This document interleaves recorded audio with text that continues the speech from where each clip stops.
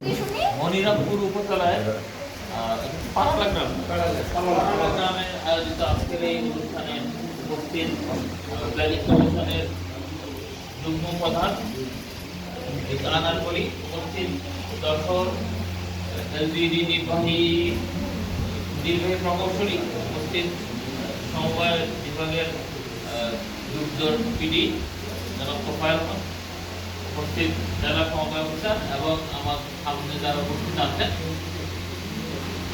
সমবায় সমিতির সদস্যবৃন্দ, আসসালামু আলাইকুম, শুভ অপরাহ্ন।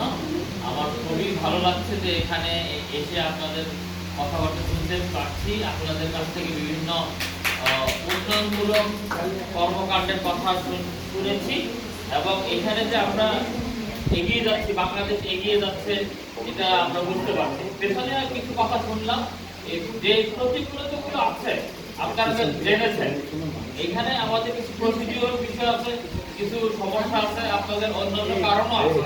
ওই কারণে আসলে কেউ হয়তো এই সময় মতো ঋণ পরিশোধ করতে পারছেন না বা পরিশোধ করে অন্য দিক থেকে কষ্টে আছেন বা আবার নতুন লোনের জন্য আবেদন করেছেন। এইটা চলমান থাকবে, বিভিন্ন ব্যক্তিগত সমস্যা বা সামাজিক সমস্যা, ব্যবসায়িক সমস্যা থাকবে, কিন্তু এইটা এই সমস্ত থাকা সত্ত্বেও আমাদেরকে এগিয়ে আসতে হবে। আমি কথা বাড়াবো না। তো এখানে আজকে সমবায় বিভাগের যারা আছেন, বিশেষ করে উপজেলা সমবায় কর্মকর্তা এবং যারা সমবায় কর্তা, তাদের কাছে অনুরোধ থাকবে যত দ্রুত সম্ভব সমবায় যারা আছেন, সদস্য যারা আছেন, তাদের লোনের বিষয়টা বিশেষ করে দ্রুত যাতে প্রসেস করা হয়, তাহলে এটা ওনাদের কাজে লাগবে। আসলে টাকার সময় মতো না আসলে অনেক কিছুই করা যাচ্ছে না বা করা যায় না, বা সেটা অনেক সময় অপূরণীয় হয়ে পড়ে।